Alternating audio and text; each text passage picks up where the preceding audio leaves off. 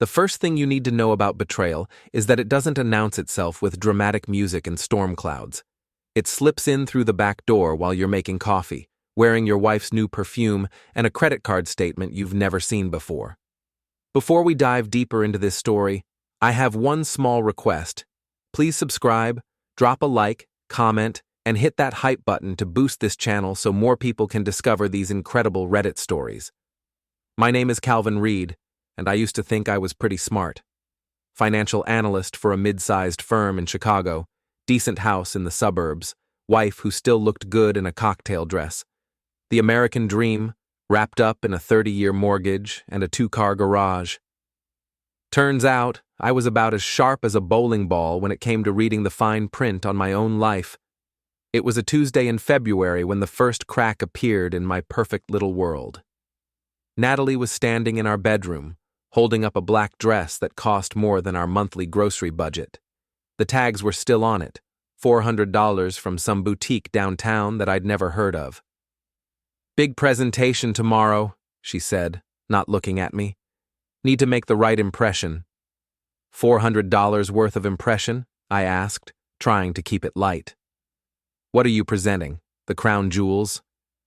She gave me that look, the one that had been showing up more often lately, like I was a stain on her designer blouse.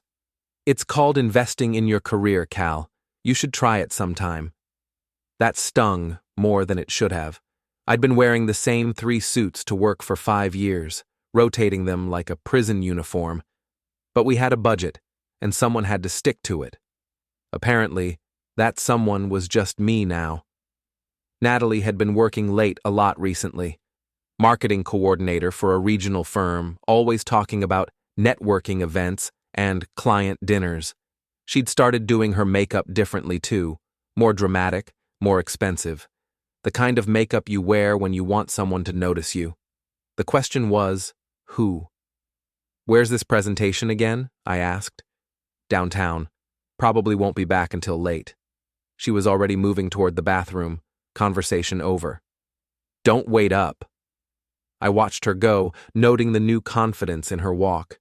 When had she started moving like that? Like she had somewhere important to be, someone important to see? And when had I become the guy she couldn't wait to get away from? The next morning, I did something I'd never done in 15 years of marriage. I looked through Natalie's purse. I'm not proud of it, but desperation makes you do stupid things. Her phone was password protected. When had that started? But her wallet told a different story. Receipts from restaurants I'd never been to, a business card for some marketing director named Trent Shepard, and a credit card I didn't recognize. Trent Shepard. Even his name sounded like a cologne ad. I Googled him at work that day.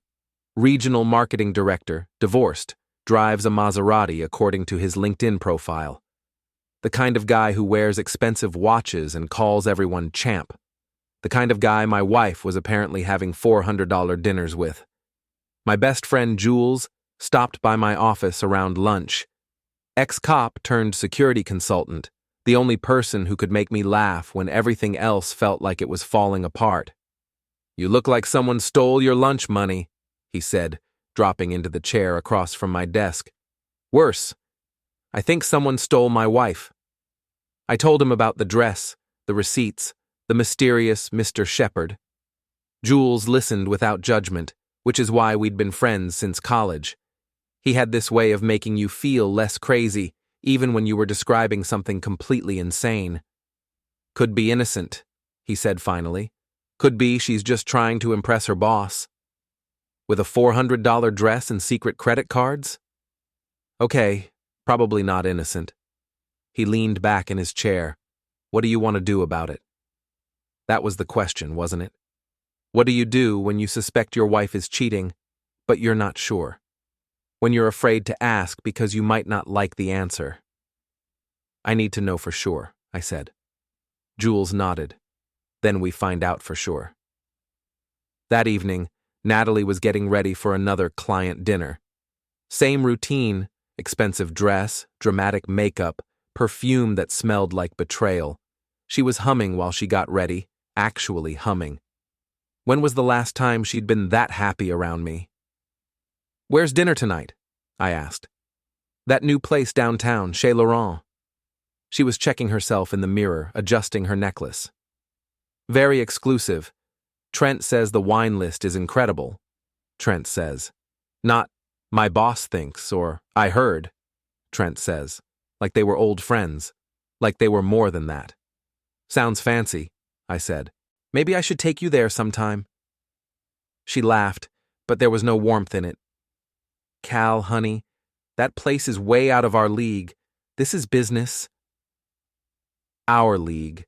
When had we started having different leagues? After she left, I sat in our empty house and made a decision that would change everything.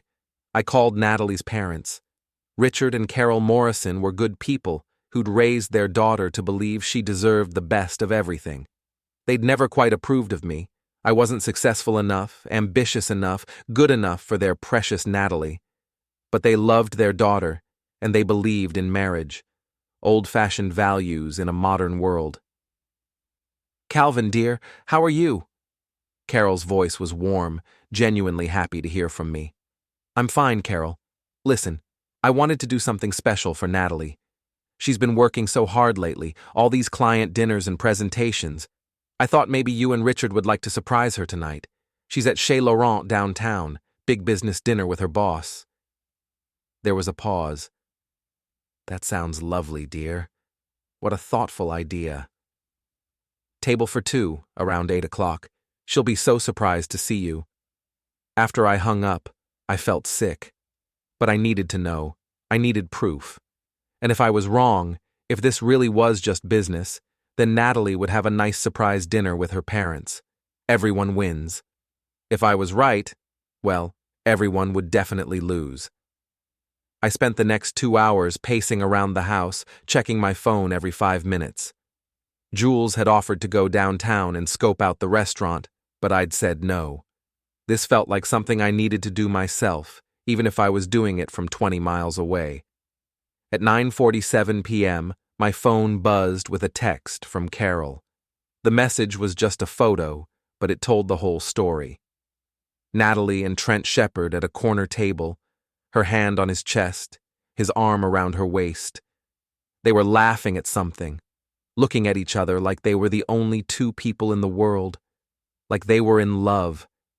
In the background, barely visible, I could see Richard and Carol Morrison standing frozen by the hostess stand, looking like their world had just collapsed. The second text came 5 minutes later. We need to talk. I stared at the photo until my eyes burned.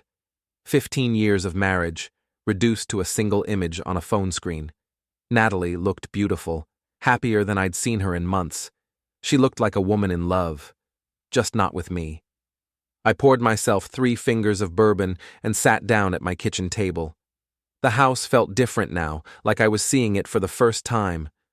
All of Natalie's things, her magazines, her coffee mug, her reading glasses on the counter, suddenly looked like evidence of a stranger's life. My phone rang. Carol.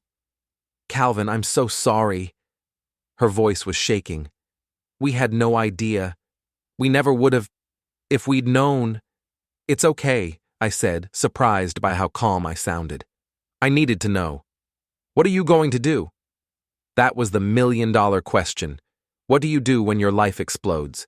When everything you thought you knew turns out to be a lie? I'm going to figure that out, I said. After I hung up, I sat in the dark kitchen and started planning. Because here's what I'd learned about myself in the last few hours. I might not be the smartest guy in the world, and I might not be the most successful, but I was definitely not going to be the guy who gets played for a fool. Natalie wanted excitement. She was about to get more than she bargained for. Natalie came home at 11:30, humming that same tune she'd been humming all week. She kicked off her heels in the hallway and padded into the kitchen where I was sitting with my laptop and a fresh cup of coffee. You're up late, she said, not quite meeting my eyes. Couldn't sleep. How was your business dinner? Fine, productive. She was already heading toward the stairs. I'm exhausted. Long day. I bet. Must be tiring, all that networking. Something in my tone made her stop. She turned around, and for just a second, I saw a flicker of fear in her eyes. What's that supposed to mean? Nothing. Just that you've been working so hard lately. All those late nights, all those client dinners. You're really dedicated to your career. She relaxed a little. Someone has to be ambitious in this family. And there it was. The casual cruelty that had been building for months, finally out in the open. Someone has to be ambitious. Someone has to care about success. Someone has to matter. You're right, I said. Someone does. She went upstairs, and I heard the shower running. While she was washing off her evening with Trent Shepard, I was downloading everything I could find about Illinois divorce law. The next morning, Natalie left early for work. Another big day, she said, already checking her phone. Don't know when I'll be home. Take your time, I said. I'll be here. After she left, I called in sick to work and drove to Jules's office. He took one look at my face and poured 2 cups of coffee. That bad? I showed him the photo Carol had sent. Jules studied it for a long moment, his cop instincts kicking in. How long you think this has been going on? Months, probably, maybe longer. I'd been thinking about it all night, connecting the dots. The new clothes, the late nights, the attitude. She's been planning this for a while. What do you want to do? I want to destroy them both. Jules raised an eyebrow. That's not like you, Cal. The old Cal is gone. The old Cal was a sucker who trusted his wife and minded his own business. The new Cal is done being nice. Jules leaned back in his chair. Okay, but we do this smart. No violence, no illegal stuff. We play by the rules, but we play to win. What do you have in mind? First, we gather evidence. Phone records, credit card statements, hotel receipts, everything. Then we research this Trent guy, find out what kind of company he works for, what their policies are about supervisors dating employees. Natalie's not his employee. She works for a different company. But they do business together, right? That's how they met. There might be conflict of interest policies, ethics clauses. Most big companies don't like their executives screwing around with vendors. I felt something I hadn't felt in months. Hope. Not hope that Natalie would come back. That ship had sailed. But hope that I wouldn't have to be the only one who lost everything. We spent the morning building a case. Jules had contacts at the phone company, and it turned out that getting call records wasn't as hard as you'd think when you knew the right people. The credit card statements were easier. I was still on the account, even if I didn't know about it. The evidence was overwhelming. Dinner receipts going back 4 months, hotel charges, even a jewelry store purchase I definitely hadn't made. Natalie had been living a double life, and she'd been using our money to do it. But the phone records were the real gold mine. Hours of calls between Natalie and Trent, starting at all hours of the day and night. Text message logs that painted a picture of 2 people who thought they were smarter than everyone else. Look at this, Jules said, pointing to a pattern in the call logs. Every Tuesday and Thursday, 2 p.m. to 3 p.m., like clockwork. Her lunch breaks. Phone closeness, Jules said bluntly. Or close to it. Nobody talks for an hour every Tuesday and Thursday about marketing strategies. I stared at the evidence spread across Jules' desk. Bank statements, phone records, photographs, receipts. The complete destruction of my marriage, laid out in black and white. There's something else, Jules said. I did some digging on Trent Shepard. Guy's got a reputation. This isn't his first office romance. He got transferred from his last job after a harassment complaint. Harassment? Settled out of court. Sealed records, but word gets around in corporate circles. Your wife's not the first married woman he's targeted.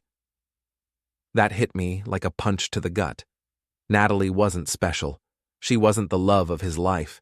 She was just another conquest, another married woman stupid enough to fall for his act. What about his current company? What are their policies? Jules grinned. Strict as hell. Zero tolerance for conflicts of interest, especially involving vendors. If we can prove he's been using his position to steer business to Natalie's company, in exchange for favors. He's done. Can we prove that? Look at this. Jules pulled up a spreadsheet on his computer. Natalie's company has gotten 3 major contracts from Trent's firm in the last 6 months. Before that, they'd never done business together. The timing matches up perfectly with when their affair started.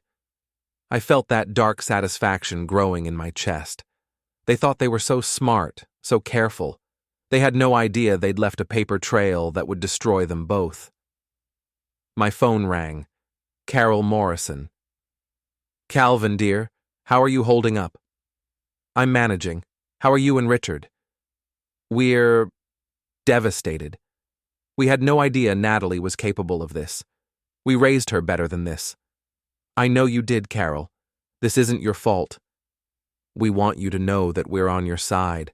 Whatever you need, whatever you decide to do. Natalie made her choice, and it wasn't the right one. That meant more to me than she knew. In the divorce, I was going to lose a lot of things, the house, probably, half of everything we'd built together. But I wasn't going to lose her parents. They were good people, and they knew right from wrong. There is something you could help me with, I said. I need to know more about what happened last night. What did you see? What did Natalie say when she saw you?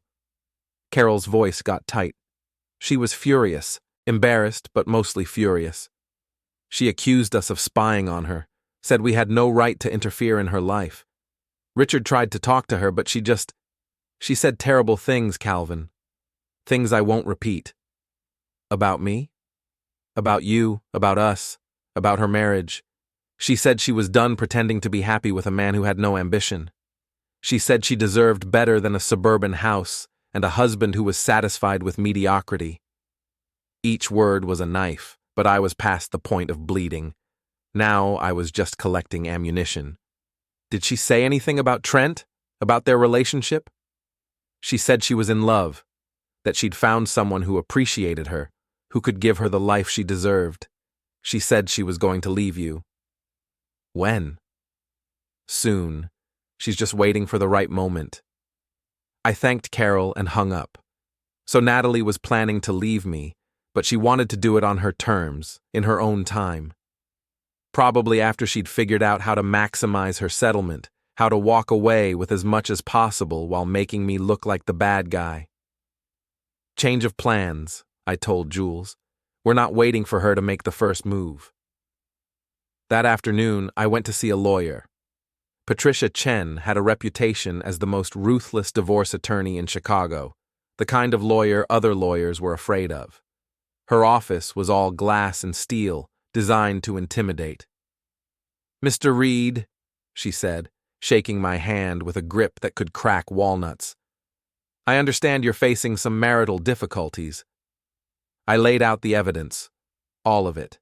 The photographs, the phone records, the credit card statements, the hotel receipts. Patricia examined everything with the methodical precision of a surgeon. This is very thorough, she said finally. Very damaging. Your wife has been careless. What are my options? In Illinois, we have no-fault divorce, which means adultery doesn't technically matter for the divorce itself, but it matters a lot for asset division, especially when marital funds have been used to support the affair. These hotel bills, these restaurant charges, that's marital money being spent on adultery. We can make a very strong case for you to receive a larger share of the marital assets. What about alimony? Patricia smiled, and it wasn't a nice smile. Given the evidence of adultery and the fact that your wife has been using marital funds to support her affair, I'd say her chances of receiving alimony are somewhere between slim and none. How long will this take? Depends on how cooperative she is. If she fights it, we could be looking at a year or more. But with evidence this strong, I suspect her lawyer will advise her to settle quickly and quietly. I signed the retainer agreement and walked out of Patricia's office feeling something I hadn't felt in months. Powerful. For the first time since this whole nightmare started, I wasn't the victim. I was the one with the evidence, the one with the plan, the one who was going to win. But I wasn't done yet, not even close. That evening, I made another call, this one to Trent Shepard's company. Human Resources, this is Jennifer. Hi, I'd like to report a potential conflict of interest involving one of your regional directors. I see. Can you provide some details? Trent Shepard has been steering business to a vendor in exchange for favors. I have documentation. There was a pause. That's a very serious allegation, sir. We'll need you to come in and provide a formal statement. I'll be there tomorrow morning. After I hung up, I sat in my kitchen and smiled. Tomorrow, Trent Shepard was going to have a very bad day at work, and Natalie was going to find out that her knight in shining armor was just another guy in a cheap suit. My phone buzzed with a text from Natalie. Working late again. Don't wait up. I texted back. Take all the time you need. We should talk tomorrow. She didn't respond, but I knew she'd seen the message. I knew she was probably showing it to Trent right now, both of them wondering what I meant, what I knew. They were about to find out. I was sitting in Trent Shepard's company lobby at 8 a.m. sharp, a manila folder full of evidence on my lap and a grim smile on my face. The receptionist, a young woman with perfectly styled hair and a nervous disposition, kept glancing at me like I might explode. Mr. Reed, Jennifer Martinez will see you now.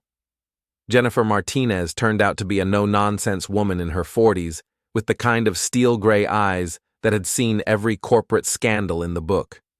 Her office was sparse, functional, designed for difficult conversations. Thank you for coming in, Mr. Reed. I understand you have some concerns about Mr. Shepard's conduct. I opened my folder and laid out the evidence methodically.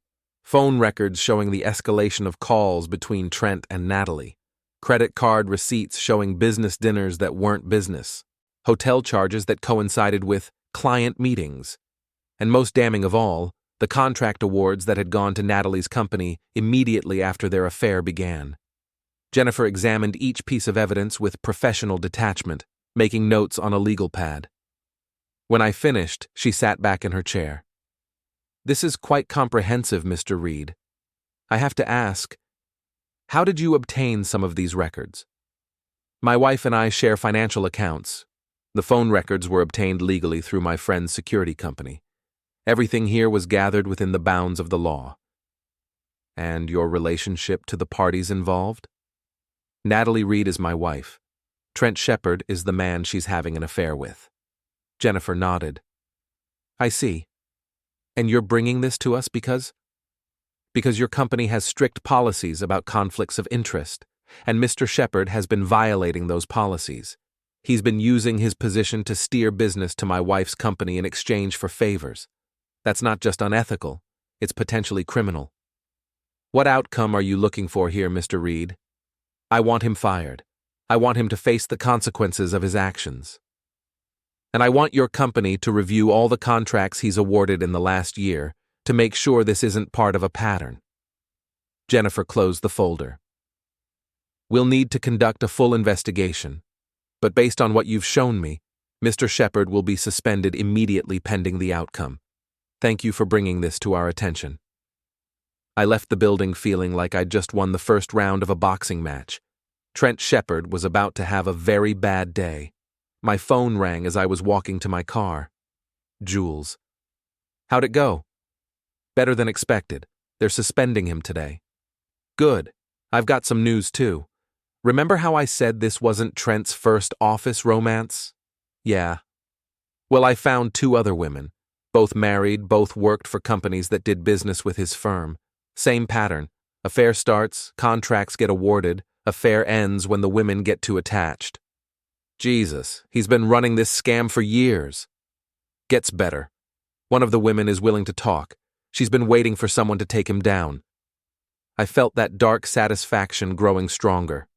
Trent Shepard wasn't just a cheater, he was a predator, and predators deserve to be hunted. Set up a meeting, I said. I want to hear what she has to say. I drove home to find Natalie's car in the driveway. It was 10 a.m. on a Wednesday. She should have been at work. Unless she'd already heard about Trent's suspension. She was in the kitchen, still in her bathrobe, her phone pressed to her ear. When she saw me, she quickly ended the call. "You're home early," she said. "So are you." "I'm not feeling well. Thought I'd take a sick day." "Funny thing about sick days," I said, pouring myself a cup of coffee. "Sometimes they're contagious. I heard Trent Shepard called in sick today, too." The color drained from her face. "I don't know what you're talking about." "Sure you do. You know exactly what I'm talking about." I sat down at the kitchen table and opened my laptop. On the screen was a folder labeled Evidence. Bank statements, phone records, photographs, everything I'd gathered over the past week. Natalie stared at the screen, her mouth slightly open. "Sit down, Nat. We need to talk." "Cal, I can explain." "No need. It's all right here. 4 months of phone calls, hotel receipts, restaurant bills. You've been very thorough in documenting your affair." She sat down heavily, her hands shaking. "How did you get all this? Does it matter? The question is, what are we going to do about it?" "Cal, please. It's not what you think. Trent and I, we're in love." "Yeah, I know. Your parents told me. They were very hurt, by the way. Seeing their daughter with another man, hearing her say she was going to leave her husband. That was a nice touch, humiliating them in public like that." Natalie's face crumpled. "I never meant for them to see that. I never wanted to hurt them. But hurting me was fine." "That's not—" "Cal, you don't understand. We haven't been happy for years. We've been living like roommates, not like husband and wife. I felt like I was fading inside." "So you decided to destroy our marriage instead." "I was going to tell you. I was waiting for the right time." "When? After you'd figured out how to screw me in the divorce? After you'd moved all our money into accounts I didn't know about?" Her silence was answer enough. I closed the laptop. "Here's what's going to happen, Nat. I've already filed for divorce. I've already frozen our joint accounts. I've already given all this evidence to my lawyer and to Trent's company. By now, he's probably been escorted out of the building. You can't do this to me. I'm not doing anything to you. I'm just making sure the truth comes out. Cal, please. We can work this out. We can go to counseling. We can try again. I made a mistake, but it doesn't have to end our marriage." I looked at my wife, really looked at her, for what felt like the first time in months. She was beautiful, even now, even crying and desperate. But she was a stranger to me. The woman I'd married, the woman I'd loved, was gone. Maybe she'd been gone for years. "It already ended, Nat. You ended it the first time you went to bed with him. What about 15 years of marriage? Doesn't that mean anything to you? It meant everything to me. That's why this hurts so much." She tried a different approach. "What about the house, our life together? You're going to throw all that away?" "I'm not throwing anything away. You already did that." My phone rang. Patricia Chen. "Mr. Reed, I wanted to update you on the situation. Mrs. Reed's attorney called this morning. They want to discuss a settlement." "Already? Your wife is motivated to resolve this quickly and quietly. I suspect she's realized how bad this could get if it goes to trial." "What are they offering?" "We'll discuss the details later, but let's just say your evidence has been very persuasive." After I hung up, Natalie was staring at me with something that might have been respect, if I was feeling generous. More likely, it was fear. "You planned this," she said. "You've been planning this for days. I learned from the best. You've been planning to leave me for months. This is going to destroy me." "No, Nat, you destroyed yourself. I'm just making sure everyone knows about it." That afternoon, I met with Jules and Sarah Martinez, the woman who'd had an affair with Trent 3 years earlier. Sarah was a marketing executive, divorced, with the kind of hard-won wisdom that comes from being burned by someone you trusted. "He has a type," she said, stirring her coffee with mechanical precision. "Married women, successful but not too successful, looking for something their husbands can't give them." "How did it start?" I asked. "Same way it always starts with guys like Trent. He was charming, attentive, made me feel special. My marriage was in trouble, and he seemed to understand me in ways my husband didn't." When did you realize what he was really after? When my company started getting contracts we had no business winning. At first, I thought it was just good luck. Then I realized the timing was too convenient. Every time we had a fight, every time I threatened to end things, suddenly there was a new contract. What happened when you tried to break it off? Sarah's laugh was bitter. He made it clear that ending our relationship would be bad for business. Not a direct threat, but the message was obvious. Keep sleeping with him, or lose the contracts. That's extortion. That's Trent Shepard. He's been doing this for years, and he's good at it. He picks women who have too much to lose, who can't afford to make waves. But you're talking now. Because I'm tired of keeping his secrets, and because I heard through the grapevine that he finally picked the wrong target. She was right. Trent had made a crucial mistake when he chose Natalie. He'd assumed I was just another clueless husband who wouldn't fight back. He'd underestimated me. That was going to cost him everything. My phone buzzed with a text from an unknown number. We need to talk. T. I showed it to Jules. He grinned. Looks like Trent wants to negotiate. What should I tell him? Tell him to go to hell, but do it politely. I texted back. Nothing to discuss. Have a nice life. The response came immediately. You don't know what you're messing with. I can destroy you. I showed Jules the threat. His expression darkened. Screenshot that. Send it to your lawyer and to HR at his company. Threatening the husband of his affair partner isn't going to help his case. You think he's dangerous? I think he's desperate. And desperate people do stupid things. As if on cue, my phone rang. Natalie. Cal, you need to call this off. Trent is talking about doing something crazy. What kind of crazy? He's been drinking. He's furious about being suspended. He says he's going to make you pay for ruining his life. He ruined his own life. I just documented it. Cal, please. I'm scared. He's not thinking straight. For a moment, I felt a flicker of the old protectiveness I used to feel for Natalie. Then I remembered the hotel receipts, the secret credit cards, the months of lies. You made your choice, Nat. You chose him over me. Now you get to deal with the consequences. Cal, I hung up. Jules was watching me with concern. You okay? I'm fine. Better than fine. For the first time in months, I know exactly where I stand. And where's that? On the winning side. The next morning brought news that made my coffee taste like victory. Jules called at 7 a.m. with an update from his contact at Trent's company.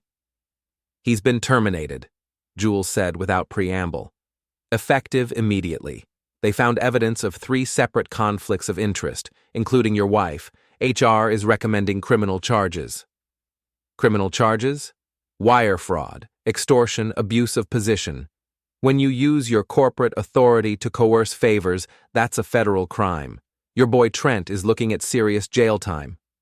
I felt a surge of satisfaction so intense it was almost physical. What about the other women? 2 more came forward after word got out. Turns out Trent's been running this scam for 5 years. The FBI is getting involved. The FBI? I'd set out to catch my wife cheating, and I'd accidentally uncovered a federal crime ring. Sometimes the universe has a sense of humor. There's more, Jules continued. Trent's wife filed for divorce yesterday. She's claiming half of everything, plus alimony, plus damages for emotional distress. Between the criminal charges and the divorce, he's going to be broke and behind bars. Couldn't happen to a nicer guy. Gets better. Natalie's company is dropping her. Apparently, having an employee involved in a federal investigation is bad for business. I almost felt sorry for her. Almost. My phone rang as soon as I hung up with Jules. Patricia Chen. Mr. Reed, we need to meet. Mrs. Reed's attorney has made a settlement offer. What are they offering? Everything. She wants to settle for a minimal division of assets, and no alimony. She's desperate to keep this quiet. Why the sudden generosity? Because she's realized that going to trial would mean all of this becomes public record. The affair, the federal investigation, all of it. Her career would be over. Her career's already over. Yes, but she doesn't seem to have accepted that yet. I agreed to meet Patricia that afternoon, but first, I had another stop to make. Lana Shepard had called the night before, asking to meet. Trent's soon-to-be ex-wife had a proposition for me. We met at a coffee shop in downtown Chicago, neutral territory. Lana was nothing like I'd expected. Mid-30s, professional, but not flashy, with the kind of quiet strength that comes from surviving a bad marriage. "Thank you for meeting me," she said. "I know this is awkward." "Not as awkward as you might think. We're on the same side now." "That's what I wanted to talk about. I've been gathering evidence on Trent for months. Financial records, emails, recorded phone calls. I knew he was cheating, but I didn't know about the extortion until your complaint triggered the investigation." She slid a flash drive across the table. "Everything's on there. Bank records showing payments to women, emails discussing contracts, recorded conversations where he brags about his business strategy." "Why are you giving this to me?" "Because I want him destroyed. Completely, utterly destroyed. And I think you're the man to do it." I plugged the flash drive into my laptop. The contents were devastating. Hundreds of documents that painted a picture of systematic corruption and extortion. Trent Shepard wasn't just a cheater. He was a criminal mastermind who'd been using his position to build a personal harem. "This is incredible," I said. "This could put him away for decades." "That's the idea. But I want more than just a criminal conviction. I want him humiliated, disgraced, stripped of everything he cares about." "What did you have in mind?" Lana smiled, and it was a cold, calculating expression that reminded me of a shark. "Trent's company is having their annual awards dinner next week. Big event, all the regional directors, corporate executives, major clients. Trent was supposed to receive the Regional Director of the Year award. I'm guessing that's not happening now." "Oh, it's still happening. But instead of an award ceremony, it's going to be a public shaming. I've already spoken to the company president. They're going to use the event to announce the investigation and warn other companies about Trent's methods. Public humiliation. The most effective kind. In front of everyone he's ever tried to impress. Everyone he's ever screwed over. Everyone who's ever believed his lies. What do you need from me? I want you and your wife there. I want them to see the human cost of what Trent did. I want them to see the families he destroyed." The idea of sitting in a room with Natalie, watching her squirm while her lover was publicly destroyed, was too tempting to resist. "I'll be there," I said. That evening, I called Natalie. She answered on the first ring, like she'd been waiting by the phone. "Cal, thank God. We need to talk." "We're talking now." "I mean in person. Please. I'm at my sister's house. Can you come over?" Natalie's sister lived in a modest apartment across town, the kind of place that reminded you what normal people's lives looked like. When I arrived, Natalie was sitting on the couch in sweatpants and a t-shirt, looking smaller and more fragile than I'd seen her in years. "You look terrible," I said. "I feel terrible. Cal, my whole life is falling apart." "Join the club. I've been a member for about a week now." "This isn't what I wanted. I never wanted it to go this far." "What did you want, Nat? A nice, quiet affair that nobody ever found out about? A chance to have your cake and eat it too?" "I wanted to feel alive again. I wanted to feel like I mattered to someone." "You mattered to me." "No, I didn't. Not really. We were just going through the motions, Cal. We had been for years." Maybe she was right. Maybe our marriage had been fading for a long time before Trent Shepard came along. But that didn't excuse what she'd done. "So you decided to blow it up instead of trying to fix it." "I was going to leave you. I was going to do it the right way, ask for a divorce, split everything fairly. But then Trent said we should wait, that timing was important for his career." "His career? Not yours. His. I know that now. I know he was using me." "Do you? Do you really? Or are you just saying that because he got caught?" She didn't answer, which was answer enough. There's something else you should know, I said. Trent's company is having an awards dinner next week. They've invited us both to attend. Why would they do that? Because they want to make an example of Trent. They want to show their clients and employees what happens when someone violates their trust. Cal, please don't make me go through that. I'm not making you do anything, Nat. But I'm going, with or without you. Why? Why do you want to humiliate me like this? I don't want to humiliate you. I want justice. I want consequences. I want everyone to know that actions have results. And if I refuse to go? Then you refuse. But the settlement offer your lawyer made? That goes away. We go to trial. Everything becomes public record, and you get to explain to a judge why you used marital funds to support your affair. She started crying then, the kind of desperate, ugly crying that comes from realizing you've lost everything. A month ago, I would have comforted her. Now I just watched. I'm sorry, she whispered. I'm so sorry, Cal. I never meant for any of this to happen. I know you didn't. But it happened anyway. I left her there, crying on her sister's couch, and drove home to my empty house. Tomorrow, I would start the process of rebuilding my life. But first, I had one more public appearance to make. The awards dinner was held at the Palmer House, one of Chicago's most prestigious hotels. I arrived in my best suit, the one I'd worn to our wedding 15 years ago. It still fit, which seemed like a small victory. Natalie was waiting in the lobby, looking beautiful and terrified in a simple black dress. Not the $400 number she'd worn for Trent, something more appropriate for a funeral. You came, I said. Did I have a choice? There's always a choice, Nat. That's what this whole thing has been about. We were seated at a table near the front, close enough to see the expressions on people's faces when the announcement was made. The room was full of corporate executives, successful people who'd built their careers on trust and reputation. The company president, a silver-haired man named Robert Fitzgerald, took the stage after dinner. Ladies and gentlemen, we're here tonight to celebrate excellence in our industry. But before we begin the awards ceremony, I have an important announcement to make. The room fell silent. Last week, we discovered that one of our regional directors had been engaging in systematic corruption and extortion. Trent Shepard used his position to coerce favors from women whose companies did business with our firm. He violated our trust, our values, and federal law. A murmur went through the crowd. People were looking around, trying to spot Trent, not realizing he wasn't there.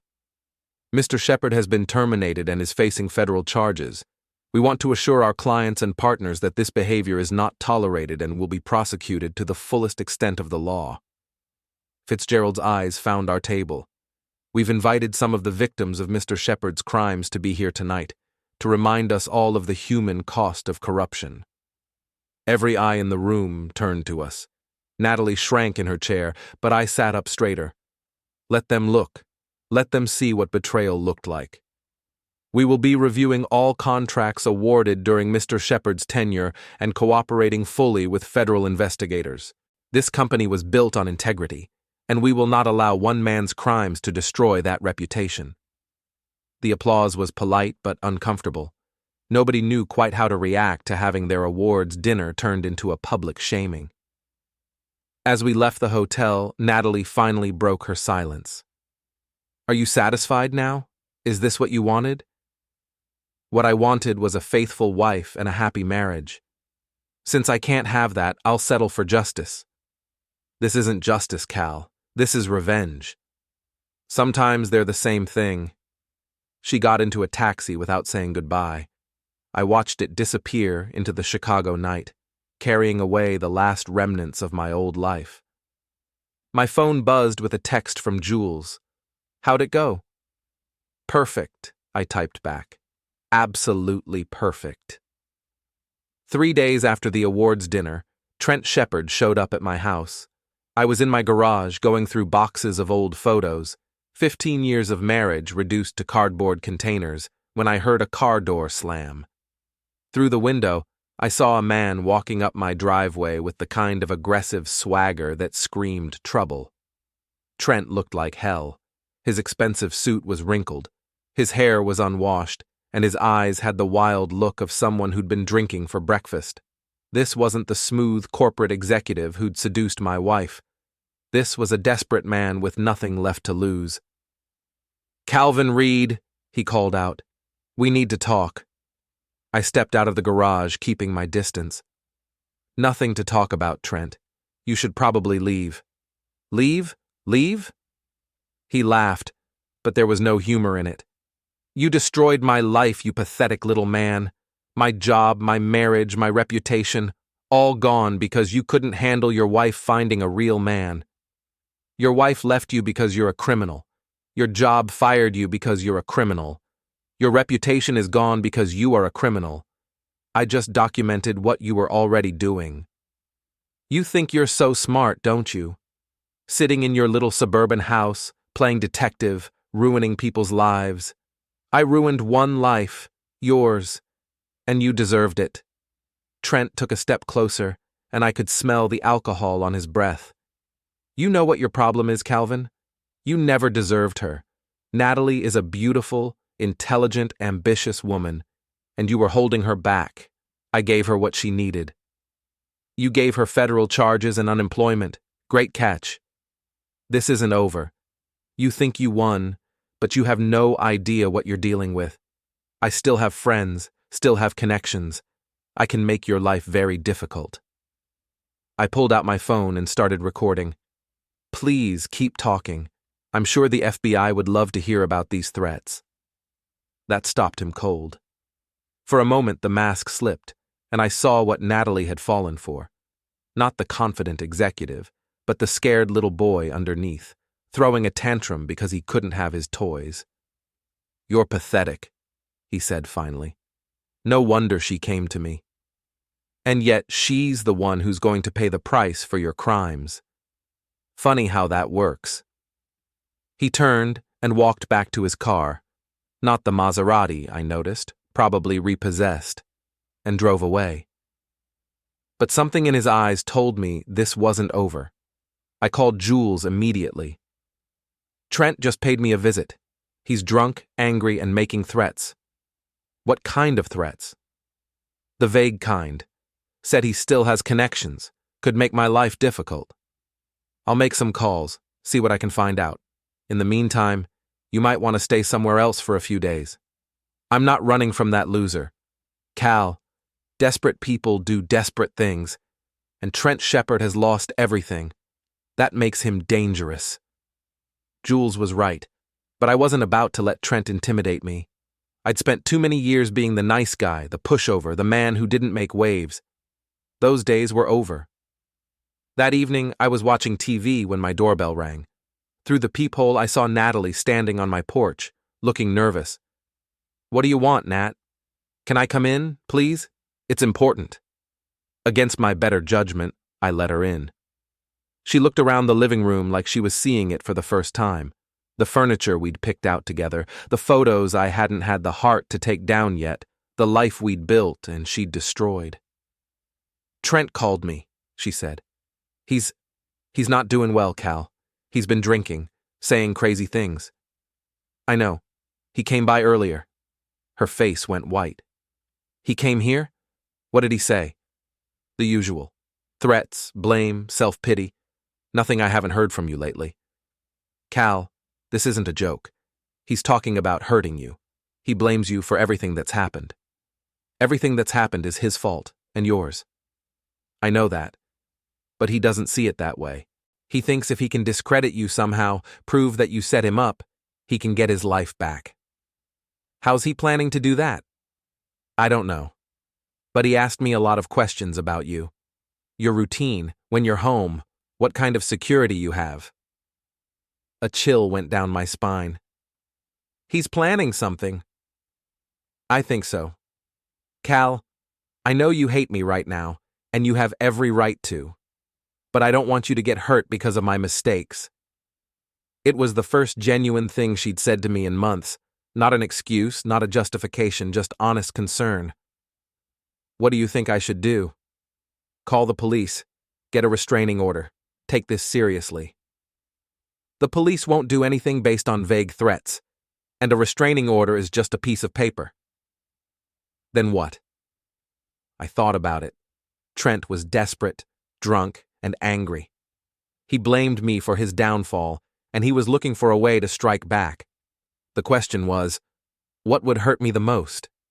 The answer came to me like a cold slap. The evidence. He wants to destroy the evidence. What evidence? Everything I gathered on him and you. The photos, the bank records, the phone logs. If he can make that disappear, he thinks he can claim I fabricated everything. But you made copies, right? Gave them to your lawyer? Of course, but Trent doesn't know that. He's not thinking clearly. So what's he going to do? He's going to try to break in and steal my computer, my files, anything that could incriminate him. Natalie looked scared. When? Tonight, probably. He's drunk and desperate. He's not going to wait. Cal, call the police, please. I will, but first I'm going to set a trap. I spent the next hour preparing. I moved my computer and all the physical evidence to Jules's house, but I left dummy files on my desktop labeled with obvious names like Trent Evidence and Affair Photos. I set up my phone to record video, positioned where it would capture anyone breaking in.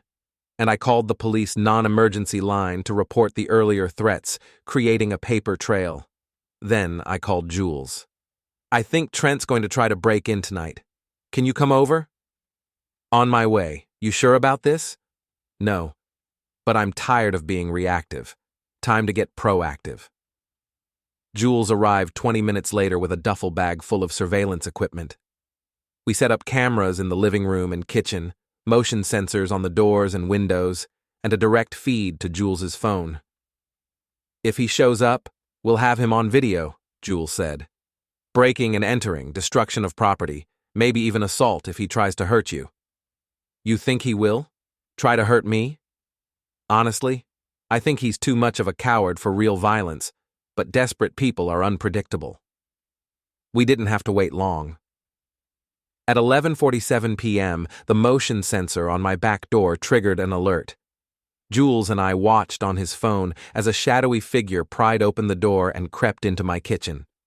That's him, I whispered. Trent moved through the house like he owned it, checking rooms, looking for my computer. When he found it on the desk in my home office, he actually laughed out loud. Stupid bastard, he muttered, clearly visible on camera. Thought you were so smart. He started copying files onto a flash drive, then deleting them from my hard drive. The dummy files I'd planted, but he didn't know that. While he worked, he kept talking to himself, a rambling monologue that was being recorded in high definition. Think you can destroy me? Think you can ruin my life? I built that company, I made those deals. Some pathetic suburban nobody isn't going to take that away from me. After he finished with the computer, he started looking for physical files. He found the empty folders I'd left out and stuffed them into a garbage bag. Then he did something I didn't expect. He pulled out a can of spray paint and started vandalizing my walls. Liar, he sprayed across my living room wall. Fraud went across the kitchen. He was destroying my house, marking his territory like an animal. That's when I'd had enough. Call the police, I told Jules. Tell them we have an active break-in in progress. What are you going to do? I'm going to have a conversation with Mr. Shepard. I walked downstairs and flipped on all the lights. Trent spun around, spray paint can in hand, looking like a deer in headlights. Hello, Trent. Having fun? How did you... Security cameras, motion sensors, the whole 9 yards. Smile, you're going to be famous. He looked around wildly, realizing he'd been caught red-handed. This is entrapment. You set me up. I set a trap. You walked into it. There's a difference. You can't prove anything. It's your word against mine. I held up my phone, showing the live video feed.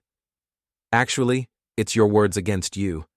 We've got everything on camera: the break-in, the theft, the vandalism, and that lovely confession you just gave.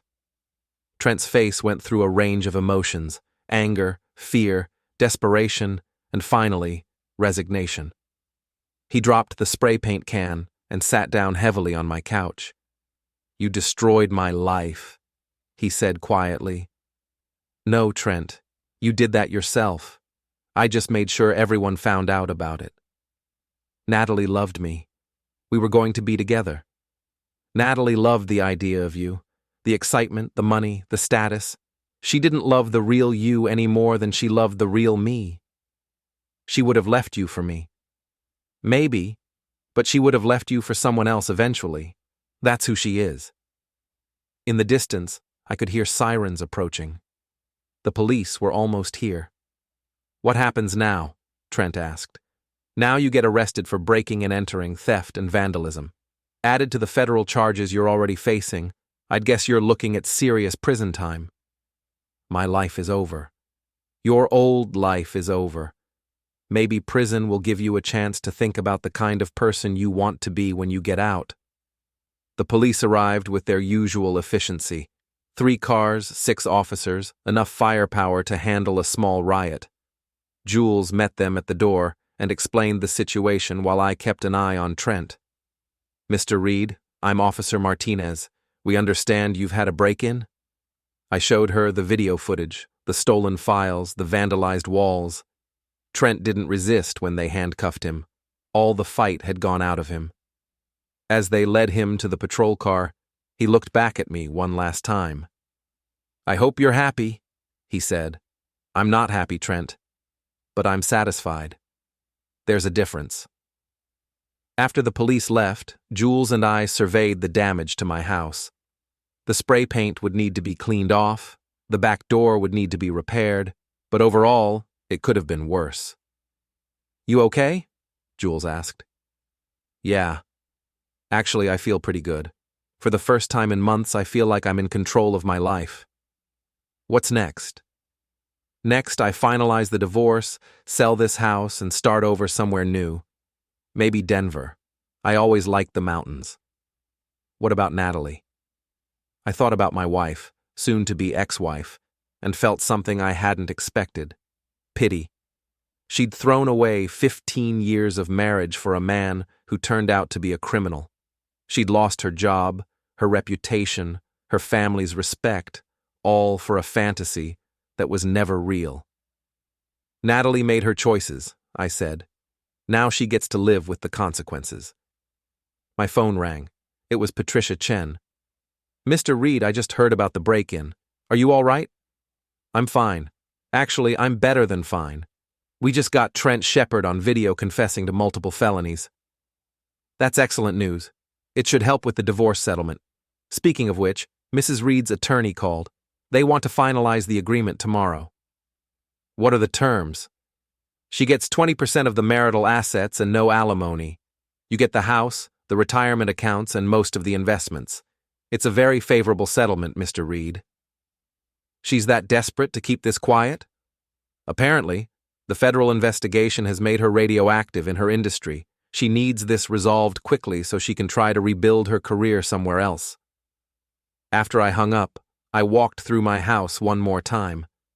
15 years of marriage, reduced to property division and legal documents. It should have felt sad, but instead, it felt like liberation. Tomorrow, I would sign the papers that would officially end my marriage. Tomorrow, I would start the process of selling this house and moving somewhere new. Tomorrow, I would begin the next chapter of my life. But tonight, I was going to sleep peacefully for the first time in months, knowing that justice had been served and the truth had finally come out. Trent Shepard was going to prison. Natalie was going to start over with nothing.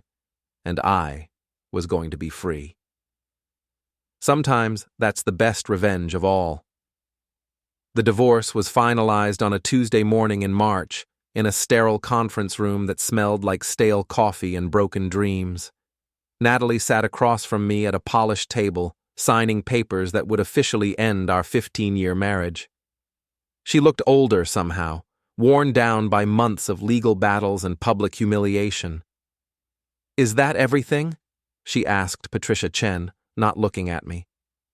"That's everything, Mrs. Reed. Or rather, Ms. Morrison, if you're reverting to your maiden name." Natalie nodded.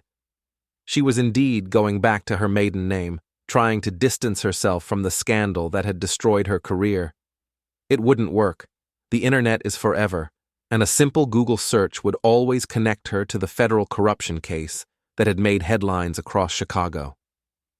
"The house sale closes next week," Patricia continued. "Mr. Reed will handle all the details. Your portion of the proceeds will be deposited according to the settlement agreement. 20%. That's all she was getting from the house we'd bought together, the life we'd built together. The evidence of her affair had been too damaging, the misuse of marital funds too extensive. Her lawyer had advised her to take what she could get and disappear quietly. "Where will you go?" I asked. It was the first thing I'd said to her all morning. "Phoenix. My cousin has a marketing firm there. She's giving me a chance to start over." "That's good. You deserve a fresh start." She looked at me then, really looked at me, for the first time in months. "Do I? After everything I did?" "Everyone deserves a second chance, Nat. Even you." Her eyes filled with tears, but she didn't cry. She'd done enough crying over the past few months. "I'm sorry, Cal. I know that doesn't mean much now, but I am truly sorry. I know you are. Do you think you'll ever forgive me?" I thought about that question. 6 months ago, the answer would have been yes, automatically, without hesitation. I'd loved her so much that I would have forgiven anything. But that man was gone, replaced by someone harder, smarter, less trusting. "I don't know," I said honestly. "Maybe someday, but not today." She nodded and gathered her papers. At the door, she paused. "For what it's worth, you were a good husband, better than I deserved. You were a good wife too, for a while. We just forgot how to be good to each other." After she left, Patricia and I finished the paperwork. The house was sold, the assets divided, the legal loose ends tied up. I was officially a free man, with enough money to start over anywhere I wanted. "What's next for you, Mr. Reed?" Patricia asked. "Colorado. I bought a cabin outside Denver, going to try my hand at freelance financial consulting, maybe do some hiking, figure out who I am when I'm not married." "Sounds peaceful." "That's the idea." The news about Trent came 2 weeks later, while I was packing up my office. Jules called with an update from his contacts in law enforcement. "He took a plea deal," Jules said. 5 years federal prison, full restitution to the companies he defrauded. He'll be out in 3, with good behavior." "What about the other women?" "They're filing civil suits. Between the criminal restitution and the civil judgments, he's going to be broke for the rest of his life." "Good. What about his ex-wife?" "Lana got everything in the divorce. House, cars, retirement accounts, the works. She's also writing a book about the experience. Married to a monster or something like that." I laughed. She always was the smart one in that relationship. Speaking of smart, I heard from Sarah Martinez. Remember her? The first woman who came forward about Trent? What about her? She got promoted.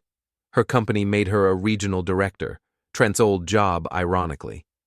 Turns out when you're not sleeping with vendors, you can actually focus on legitimate business development.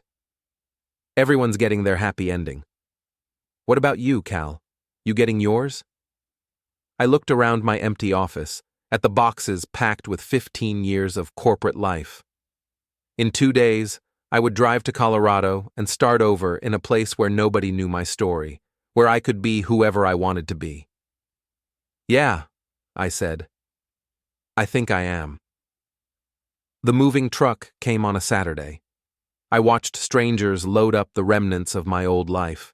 Furniture Natalie and I had picked out together, books we'd shared, dishes from our wedding registry. It should have been depressing, but instead, it felt like shedding skin.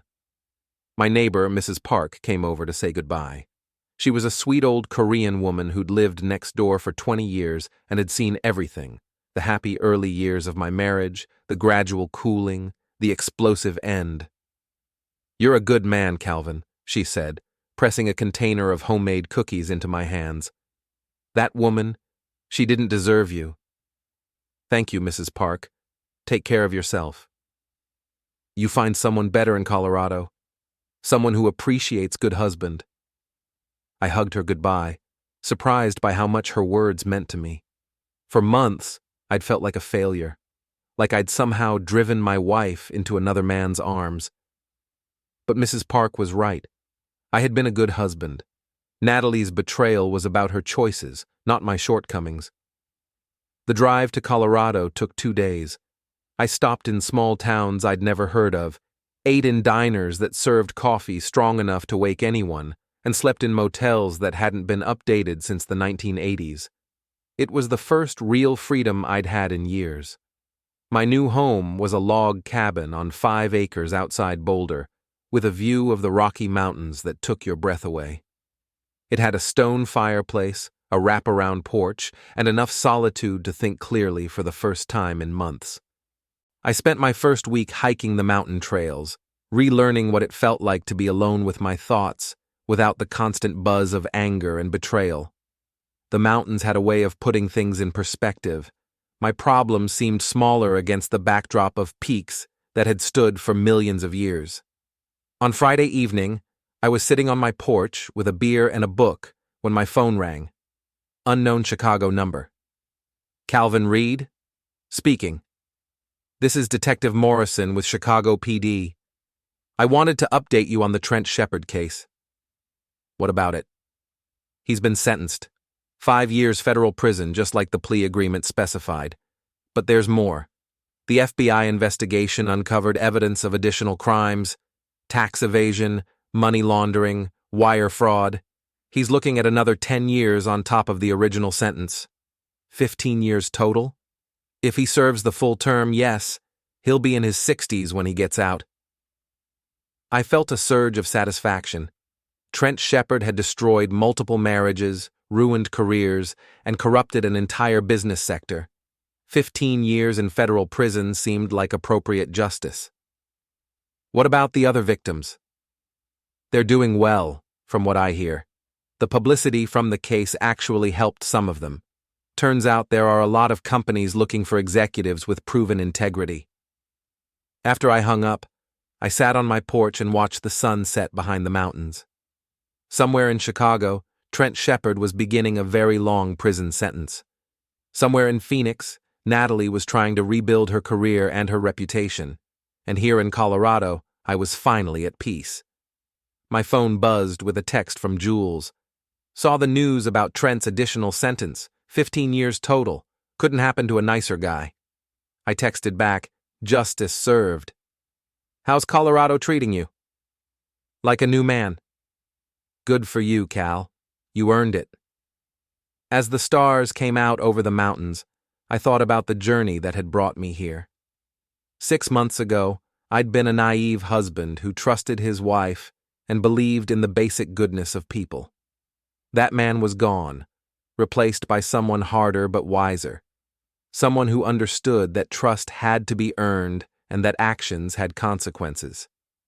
I wasn't bitter. Bitterness was a luxury I couldn't afford. Instead, I was grateful. Grateful for friends like Jules who'd stood by me. Grateful for in-laws like the Morrisons who'd chosen truth over family loyalty. Grateful for the strength I'd found in myself when everything else fell apart. And yes, I was grateful for the revenge I'd taken on the people who'd betrayed me. Not the petty, vindictive kind of revenge that leaves everyone damaged, but the clean, surgical kind that simply revealed the truth and let the consequences flow naturally. Trent Shepard was in prison because he was a criminal, not because I'd framed him.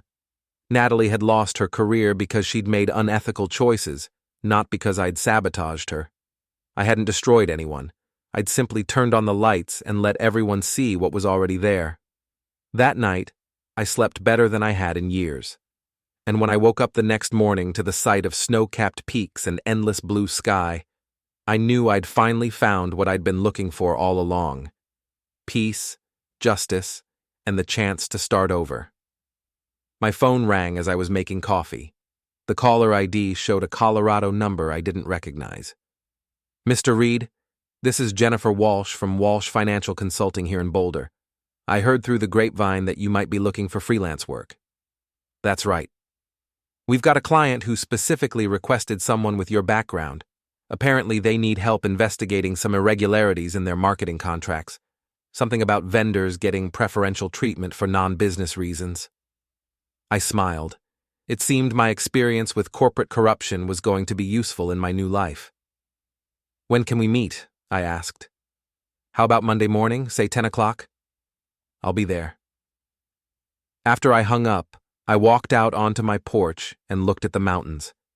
The sun was just coming up, painting the peaks gold and pink, promising another beautiful day in my new life.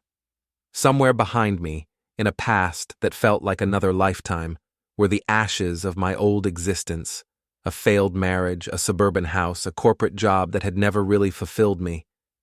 I didn't miss any of it. Ahead of me were possibilities I'd never imagined, a new career, a new home, maybe even new love someday when I was ready for it. But for now, I was content to be alone, to be free, to be exactly who I wanted to be, without having to answer to anyone else.